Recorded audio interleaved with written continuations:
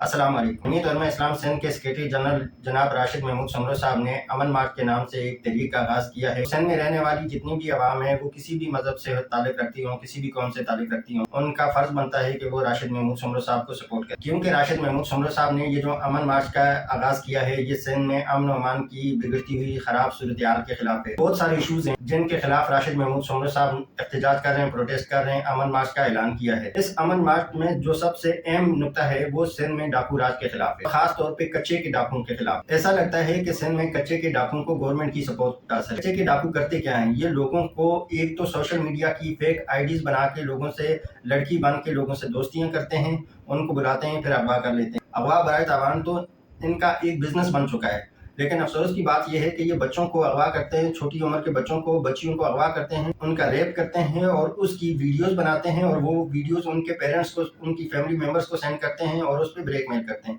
یہ انتہائی افسوسناک ہے، اور راشد محمود سمرو صاحب ان کے خلاف پروٹیسٹ کرنے نکلے ہیں، ان کے خلاف انہوں نے یہ تحریک چلائی۔ اور وہ بچے سندھ میں رہنے والے کسی بھی شخص کے ہو سکتے ہیں، وہ سندھی کے بھی ہو سکتے ہیں، وہ بلوچ کے بھی ہو سکتے ہیں، وہ سندھ میں رہنے والے پنجابیوں کے، سریکیوں کے، پشتونوں کے، اردو اسپیکنگ کے، کسی کے بھی بچے ہو سکتے ہیں۔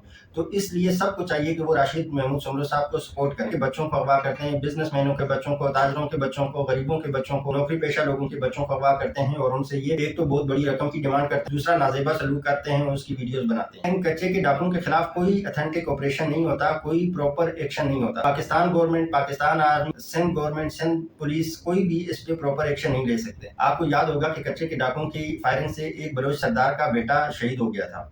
پھر وہ بلوچ سردار اپنے قبائل کے لوگوں کے ساتھ آیا اور انہوں نے کچے کے اندر بہت بڑا آپریشن کیا اور کافی تعداد میں کچے کے ڈاکوؤں کو مارا۔ جب پاکستان سے صوبے کے ایک سردار نے سندھ میں آ کر کچے کے ڈاکوؤں کے خلاف اتنا بڑا آپریشن کیا اور انتہائی کامیاب آپریشن کیا، تو پھر کیا وجہ ہے کہ گورنمنٹ آف پاکستان ان کچے کے ڈاکوؤں کے خلاف آپریشن نہیں کر سکتی؟ سندھ گورنمنٹ ان کچے کے ڈاکوؤں کے خلاف آپریشن نہیں کر سکتی؟ پاکستانی اسٹیبلشمنٹ ان کچے کے ڈاکوؤں کے خلاف کوئی ایکشن نہیں لے پا رہی؟ ایسی کیا وجہ ہے؟ یقیناً اس میں گورنمنٹ کا کچھ نہ کچھ انٹرسٹ ہوگا۔ کچھ لوگ تو یہ کہہ رہے ہیں کہ کچے کے ڈاکوؤں کو اسٹیبلشمنٹ اور گورنمنٹ کی سرپرستی حاصل ہے تاکہ لوگ کچے کے ایریے پہ جا کر آباد نہ ہو سکیں، گھر نہ بنا سکیں، اس لیے کچے کے ڈاکوؤں ایک تو ان کا ٹیرر پھیلایا ہوا ہے تاکہ اس طرف لوگوں کا رجحان نہ ہو، اس طرف لوگ جائیں نہیں، لوگوں کا دھیان اس طرف ہو نہیں۔ دوسری بات یہ کہ ان کے خلاف کوئی ایکشن نہیں لیا جا رہا۔ تو یہ لوگوں کی رائے یہ ہے کہ یہ شاید کچے کے ڈاکوؤں کو گورنمنٹ کی سرپرستی حاصل ہے۔ بہرحال اللہ تعالیٰ راشد محمود سمرو صاحب کے اس امن مارچ کو کامیاب کرے، اور سندھ میں رہنے والے لوگوں کو بھی اللہ تعالیٰ ہدایت دے کہ وہ اپنے صحیح لیڈر کو، سچے لوگوں کو پہچان سکیں، ان سے ہمدردی رکھنے والے، ان کے دکھ درد میں شریک ہونے والے لوگوں کو پہچان سکیں۔ چلیے لاسٹ میں چینل کو سبسکرائب کریں، بیل آئیکن پہ کلک کریں، ویڈیو کو لائک اینڈ شیئر کریں، اور کمنٹس کر کے اپنا فیڈ بیک دیں۔